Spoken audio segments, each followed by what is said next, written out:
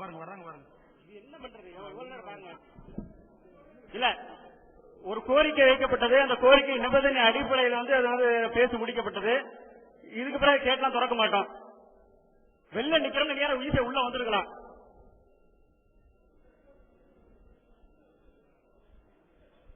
ஒரு ஒப்பந்தம் மீறப்பட்டால் அடுத்தது ஒப்பந்தங்கள் மீறப்படும். அவர் வெளியில வர நிக்கிறவங்க உள்ள உடனே வர சொல்லுங்க. ஷாஜானோ யார் வெளியில நிக்கிறாங்க? சரி, ஓகே.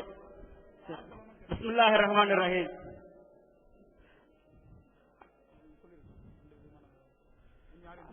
அல்ஹம்துலில்லாஹி ரப்பில் ஆலமீன். ஸலாத்து வஸ்ஸலாமு அலா ரசூலுல்லாஹி ஸல்லல்லாஹு அலைஹி வஸல்லம். கண்ணியத்திற்குரிய சகோதரர்களே, திருப்பூர் வட்டார ஜமாஅத்துல் உலமா இருக்கும் திருப்பூர் தௌஹீத் ஜமாஅத்திற்கும் இடையே கடந்த சில மாதங்களுக்கு முன்பாக விவாத ஒப்பந்தம் நடைபெற்றது. அந்த விவாதம் ஒப்பந்தத்தோடு முடிந்துவிட்ட விவாதம் நடைபெறவில்லை. எனவே அந்த ஒப்பந்தத்தின் அடிப்படையிலே இந்த கன்னியாகுமரி மாவட்டம் களியக்காவிலே அந்த மேற்கண்ட திருப்பூரில் போடப்பட்ட ஒப்பந்தத்தின் அடிப்படையிலே இந்த விவாதம் நடைபெற இருக்கிறது. ஒப்பந்தத்தினுடைய நாட்களும் இடமும் தான் மாற்றப்பட்டதை தவிர ஒப்பந்தத்தினுடைய விதிகள் எல்லாம் ஏற்கனவே போடப்பட்ட விதிகள் தான். உங்களுடைய கவனத்திற்காக அந்த ஒப்பந்தம் இங்கே படிக்கப்படுகிறது.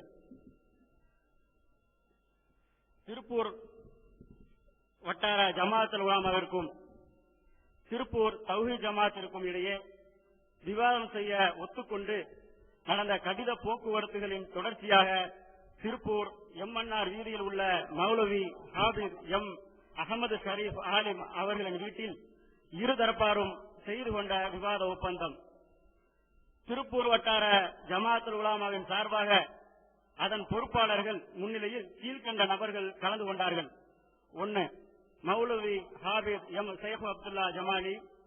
2. மௌலவி ஹாபிஸ் DS அன்வர் பாதுஷா உளவி. 3. மௌலவி SD அகமதுல்லா பாஜில் பாக்கவி. திருப்பூர் தௌஹீத் ஜமாத்தின் சார்பாக அதன் பொறுப்பாளர்கள் முன்னிலையில் சகோதரர் டி ஜெயினுல் ஆபிதீன் அவர்கள் ஒப்புதல் கடிதத்துடன் கீழ்கண்ட நபர்கள் கலந்து கொண்டார்கள். 1. சகோதரர் MI சுலைமான். 2. சகோதரர் KS அப்துல் ரஹ்மான். 3. சகோதரர் S கலீல் ரசூல். விவாத நாள் 2006 ஜூன் 3 மற்றும் 4ஆம் தேதி, அதாவது சனி ஞாயிறு இரு தினங்கள். விவாத அமர்வின் கால அளவு 3/6/2006 சனிக்கிழமை அன்று உள்ள நிகழ்ச்சி நிரல். காலை 9:30 முதல் 10 மணி வரை ஒப்பந்த கண்காணிப்பாளர் விவாத ஒப்பந்தத்தை வாசிப்பார். அடுத்து காலை 10 முதல் 1 மணி வரை விவாதம். பகல் 1 மணி முதல் 3 மணி வரை லுஹர் தொழுகை மற்றும் உணவு. மாலை 3 மணி முதல் 5:30 வரை விவாதம். மாலை 5:30 முதல் 7:15 வரை அசர் மற்றும் மஹரிப் தொழுகை. இரவு 7:15 முதல் 9:45 வரை விவாதம். அடுத்த 2வது நாள் 4/6/2006 ஞாயிற்றுக்கிழமை அமருடைய நிகழ்ச்சி நிரல். காலை 9:30 முதல் 1 மணி வரை விவாதம். பகல் 1 மணி முதல் 3 மணி வரை லுஹர் தொழுகை மற்றும் உணவு. மாலை 3 மணி முதல் 5:30 வரை விவாதம். மாலை 5:30 மணி முதல் 7:15 வரை அசர் மற்றும் மஹரிப் தொழுகை. இரவு 7:15 முதல் 9:15 வரை விவாதம். இத்துடன் விவாதம் முடிவரும். விவாத இடம் களியக்காவிளை, குமரி மாவட்டம்.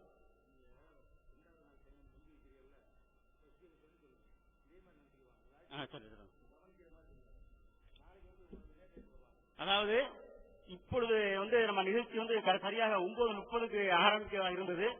இடையில இந்த ஏற்பட்ட சலசலப்பின் காரணமாக சிலர் தாமதாக வந்ததன் காரணமாக இப்ப நேரம் ரொம்ப தள்ளி போயிருக்கு. அடுத்த நாள், அதாவது நாளைக்கு சரியாக 9:30 மணிக்கு நிகழ்ச்சி ஆரம்பமாகும். பார்வையாளருடைய விதி இன்னும் படிக்கப்பட இருக்கிறது. அவர்கள் என்ன செய்ய வேண்டும் என்று சொன்னால், எந்த தரப்பாக இருந்தாலும் சரி 10 நிமிடத்துக்கு முன்பாகவே விவாத அரங்கிற்குள் உள்ளே வந்துவிட வேண்டும்.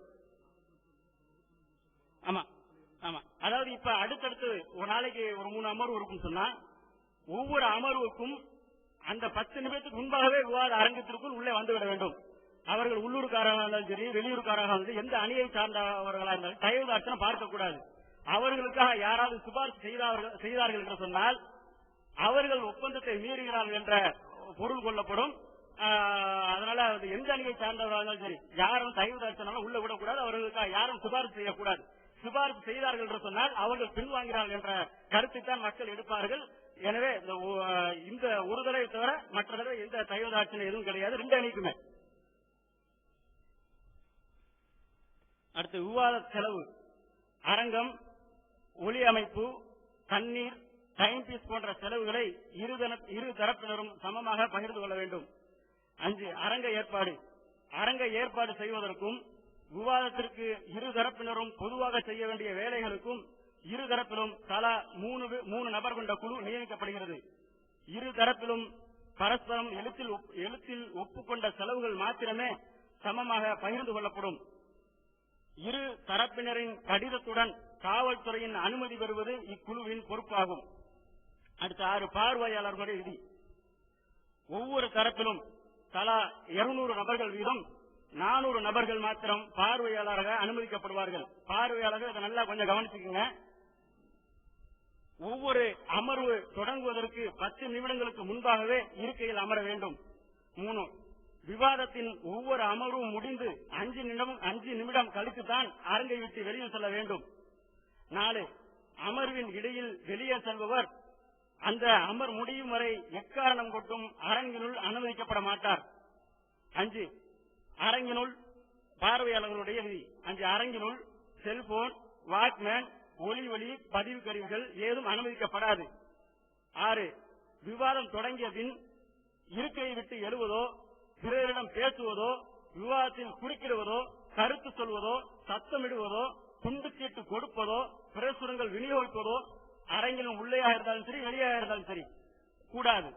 மீறுபவர்கள் வெளியேற்றப்படுவதோடு கண்டிப்பாக இறுதி வரை அரங்கினுள் அனுமதிக்கப்பட மாட்டார்கள். 7 ஒவ்வொரு தரப்பின் பார்வையாளர்களும் அவர்கள் அமர்வதற்கு தனித்தனியாக இடம் ஒதுக்கப்படும். 8 ஒவ்வொரு தரப்பின் பார்வையாளர்களும் அத்தரப்பின் அனுமதி அடையாள சீட்டுடன் வந்தால் மட்டுமே அரங்கினுள் அனுமதிக்கப்படுவார்கள். 9 19 அணியை சார்ந்த பார்வையாளர்களால் ஏற்படும் எல்லா அசம்பாவிதங்களுக்கும் அந்த அணியை சார்ந்தவர்களே பொறுப்பாவார்கள். 7 வாலண்டரிஸ்டுடைய பொறுப்புகள், ஒழுங்குகள். அரங்கினின் உள்ளும் வாயிலிலும் தரப்பிற்கு 20 நபர்கள் வீதம் நியமிக்கப்படுவார்கள். 2 பார்வையாளர்களை கண்காணிப்பதும் அவர்களின் உணவு மற்றும் போன்ற தேவைகளை நிறைவேற்றுவதும் இவர்களின் பொறுப்பாகும். 3 இருதரப்பின் வாலண்டரிஸ் தனித்தனியாக செயல்படுவார்கள். 2 அரங்கினுள் வெளியே இருக்கக்கூடிய அந்த வாலண்டரிஸ்களுடைய பொறுப்புகள். அரங்கின் வெளியே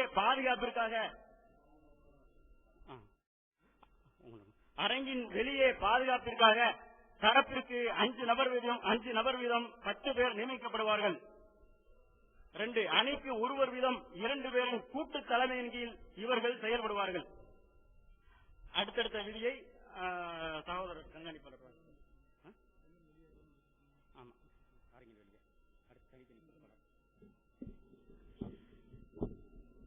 அஸ்ஸலாமு அலைக்கும் வரஹ்மத்துல்லாஹி வபரகாத்துஹு.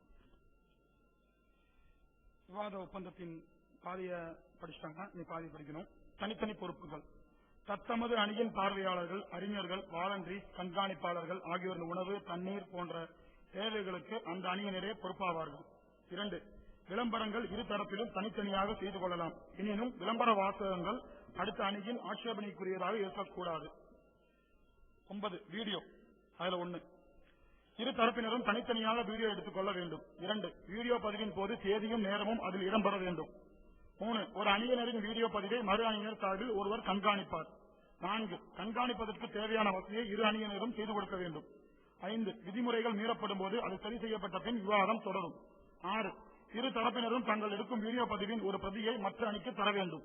7 விவாதம் முடிந்த பின்னர் வீடியோ பதிவினை எடுத்து எந்த சேர்க்கையும் தணிக்கையும் செய்யாமல் இரு தரப்பினரும் வெளியிட வேண்டும்.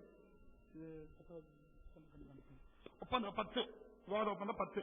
ஒப்பந்த கண்காணிப்பாளர்கள். 1. மேடையின் மீது ஒப்பந்த விதிகள் பேணப்படுவதை கண்காணிப்பதற்கு அணிக்கு ஒருவர் வீதம் 2 கண்காணிப்பாளர்கள் நியமிக்கப்படுவார்கள். 2. விவாதம் குறித்து கருத்து கூறுவதற்கோ தீர்ப்பு வழங்குவதற்கோ இவர்களுக்கு அதிகாரம் இல்லை. 3. விவாதத்தின் போது பேசுபவரின் நேரம் முடிவடைந்தால் அதை சுட்டிக்காட்டுவது இவரின் பொறுப்பாகும். 4. விதிமுறைகள் மீறும் போது தமது அணியினரை கட்டுப்படுத்துவதும் இவரின் பொறுப்பாகும். 5. மேடையல்லாத அரங்கின் இதர பகுதிகளில் ஒப்பந்த விதிகள் பேணப்படுவதை கண்காணிப்பதற்கு தரப்பிற்கு ஒருவர் வீதம் 2 கண்காணிப்பாளர் நியமிக்கப்படுவார்கள்.